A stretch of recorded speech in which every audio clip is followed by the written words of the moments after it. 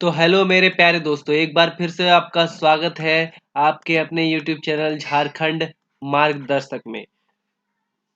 तो दोस्तों, आज के इस क्लास में हम बात करेंगे फिजिक्स से रिलेटेड यानी भौतिकी से रिलेटेड इम्पॉर्टेंट क्वेश्चन आंसर के बारे में, जो कि आपके आगामी होने वाले पॉलिटेक्निक एग्जाम के लिए बहुत ही इम्पॉर्टेंट है।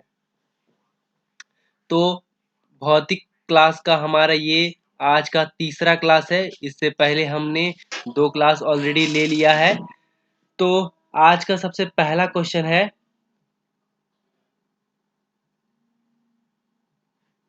विद्युत एक क्षैतिज पावर लाइन में पूर्व से पश्चिम दिशा में बहती है।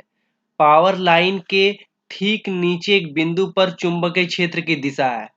क्या बोला गया है? विद्युत एक क्षैतिज पावर लाइन में क्या है, पूर्व से पश्चिम दिशा में बहती है और पावर लाइन के ठीक नीचे एक बिंदु पर चुंबकीय क्षेत्र का क्या है, दिशा ज्ञात करना है।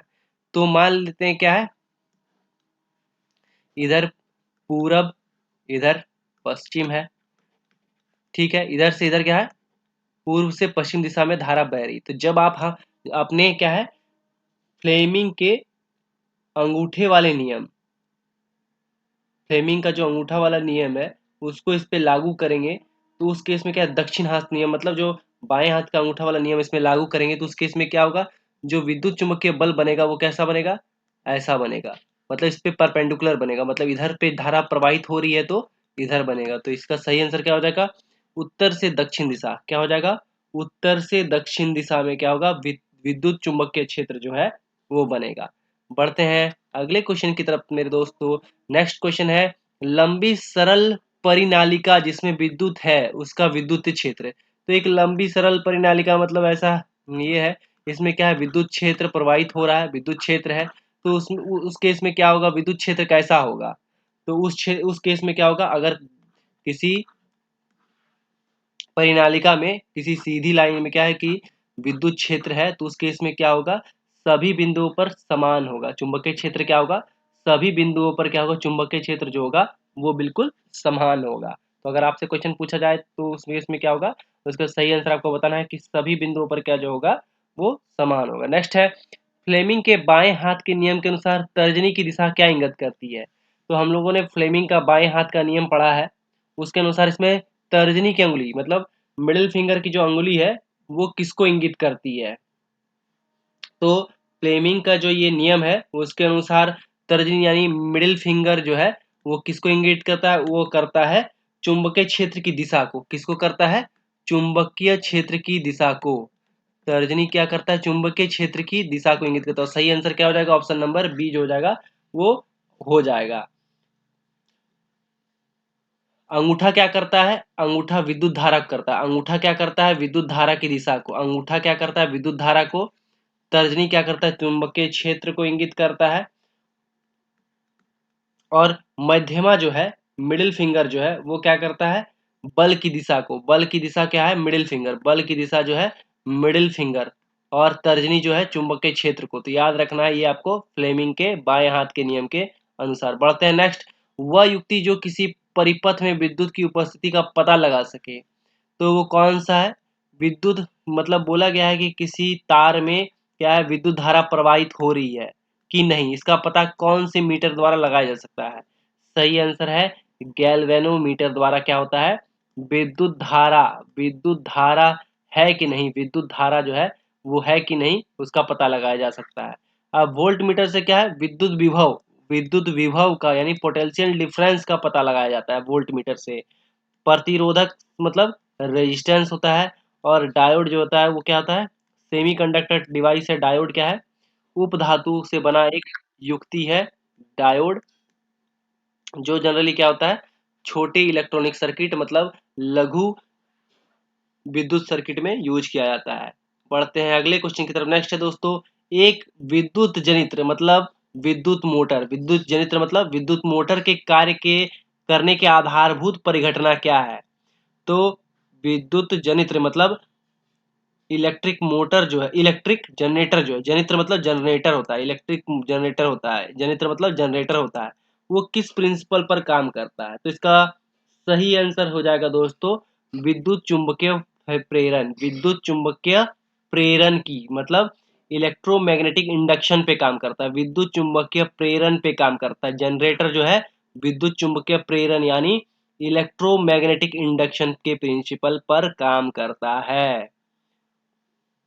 बढ़ते हैं अगले क्वेश्चन की तरफ। नेक्स्ट है सामान्य दृष्टि वाले किशोर हेतु दूर दृष्टि की न्यूनतम दूरी। बहुत ही इंपॉर्टेंट सवाल, बहुत ही कॉमन सवाल। क्या पूछा गया है कि जो सामान्य दृष्टि वाले होते हैं उनके लिए जो दूर की जो न्यूनतम दूरी है, दूर दृष्टि की जो न्यूनतम दूरी है वो कितनी होनी पड़ेगी, कितना होना चाहिए?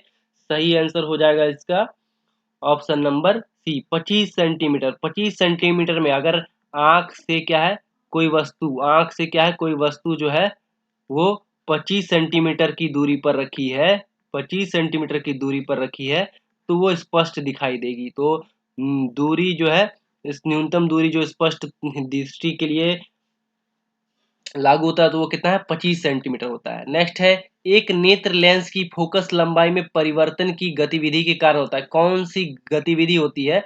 क्या होता है, आंख क्या है दूर वाली वस्तु को भी देख सकता है, नजदीक वाली भी वस्तु को देख सकता है। तो ये क्या करता है, आंख आंख में क्या होता है, फोकस को एडजस्ट करने का क्षमता होता है। जैसे कि क्या होता है, कोई भी लाइट आया तो उसको रेटिना में उसको फोकस करवाना है। ये लेंस है तो ये लेंस क्या आता है, इसका आकार घटता बढ़ता रहता है, लंबाई जो है वो घटती बढ़ती रहती है। तो ये किसके कारण संभव हो पाता है, ये किसके कारण पॉसिबल होता है? तो एक सेलिएरी मांसपेशियां होती है, सेलिएरी मांसपेशियां होती है जिसके कारण ये पॉसिबल हो पाता है कि जो नेत्र का आंख का जो लेंस है वो क्या करता है, अपना फोकस लंबाई को घटा बढ़ा सकता है। इसलिए हम लोग क्या कर सकते हैं, आंख जो है दूर या पास की वस्तु को अपने सेलेरी मांसपेशियों के द्वारा एडजस्ट कर सकता है, उसके बाद उसको देख सकता है। नेक्स्ट है एक दिए गए धात्विक तार की विद्युत प्रतिरोधकता निर्भर होती है। बहुत ही इंपॉर्टेंट सवाल, और आप इसका बिना किसी रटे बिना किसी याद किए दे सकते हैं। तो प्रतिरोधकता का पर निर्भर होता है, एक दिए गए धात्विक तार की जो विद्युत प्रतिरोधकता पर निर्भर होता है। किस पे निर्भर होता है? तो क्या होता है, विद्युत की प्रतिरोधकता किस पे पड़ती है? पदार्थ की प्रकृति पे पड़ता है, मटेरियल पे पड़ता है, वो किस मटेरियल का बना है। अगर लकड़ी का बना है तो ज्यादा होगा, अगर किसी धातु का बना है तो कम होगा। तो मटेरियल पर यहाँ पे स्पेसिफिक रेजिस्टेंस बोला है, इंग्लिश में क्या बोलेंगे, स्पेसिफिक रेजिस्टेंस या रेजिस्टिविटी बोलेंगे। वो किस पे डिपेंड करता है, वो पदार्थ की प्रकृति पे यानी मटेरियल पे डिपेंड करता है। बढ़ते हैं अगले क्वेश्चन की तरफ। नेक्स्ट है दोस्तों प्रतिरोध, जिसका वी आई क्या है, वी आई ग्राफ नीचे दिया गया है। ये वी और ये आई का ग्राफ दिया गया है। ये प्रतिरोध जो दिया गया है वो कितना होगा? तो हम लोग को पता है प्रतिरोध यानी रेजिस्टेंस बराबर होता है वी बाई आई। और इस केस में क्या है, इस केस में रेजिस्टेंस आर बराबर वी कितना दिया गया, वी अगर 3 है, इस केस में 3 है तो यहाँ पे क्या 5 है। तो वी बराबर 3 अगर लेते हैं तो आई बराबर कितना हो जाएगा, 5 हो जाएगा। और इस केस में लेते हैं 6 तो यहाँ पे कितना होता है, यहाँ पे 10 है। तो यहाँ पे इस केस में देख लेते हैं 6/10 यानी 3/5 ही आता है। इस केस में देखते हैं, इस केस में आगे या बढ़ते हैं तो यहाँ 9 है, यहाँ 15 है। इस केस में क्या है, यहाँ पे 15 होगा। 9/15 यानी 3/5 ही आता है। तो हमारा सही आंसर हो जाएगा प्रतिरोध, सही आंसर क्या हो जाएगा, 3/5 ओम जो हो जाएगा इसका सही आंसर हो जाएगा। बढ़ते हैं अगले क्वेश्चन की तरफ। नेक्स्ट है एक मृदु लोहा छड़ मतलब एक नरम इस्पात, इसको नरम लोहा बोलते हैं। मृदु लोहा मतलब नरम लोहा होता है, को एक विद्युत वाही परिनालिका में रखा जाता है। परिनालिका में चुंबकीय क्षेत्र है, तो परिनालिका में जो चुंबकीय क्षेत्र है वो कैसा होगा, तो वो होगा बढ़ेगा। जब किसी क्या होता है, मृदु लोहे को किसी विद्युत वाही परिनालिका में रखा जाता है तो क्या होता है, चुंबकीय क्षेत्र बढ़ जाता है। क्यों, ऐसा क्यों होता है? क्योंकि चुंबकीय क्षेत्र के कारण उसमें क्या होता है, मैग्नेटिक इफेक्ट आ जाता है। चुंबकीय क्षण भी क्या हो जाता है, चुंबकत्व की जो प्रॉपर्टी है मतलब उसका चुंबक जैसा बिहेव करने लगता है, जिसके कारण क्या होता है, उसके चुंबकीय क्षेत्र में क्या होती है, वृद्धि वृद्धि हो जाती है। बढ़ते हैं अगले क्वेश्चन की तरफ। नेक्स्ट है दोस्तों यदि धात्विक तार की लंबाई को दोगुना कर दिया जाए तो तार का प्रतिरोध क्या होगा। यहाँ पे क्या पूछा है कि अगर धात्विक तार, अगर किसी तार की लंबाई को 2 गुना कर दिया जाए तो उसकी प्रतिरोधकता पे क्या प्रभाव पड़ेगा। तो इसका जो हम लोग जानते हैं आर इक्वल टू क्या होता है, आर बराबर मतलब रेजिस्टेंस बराबर होता है रो एल बाय ए। अगर हम किसी तार की लंबाई को क्या करें, दोगुना कर दें, दोगुना कर देंगे तो क्या हो जाएगा उसका, R equal to rho L के जगह पे क्या है 2L/A, और इस पूरे को हम लोग क्या लिख सकते हैं, आर ही लिख सकते हैं, तो यानी 2R हो जाएगा, यानी क्या हो जाएगा, वो भी दोगुना हो जाएगा।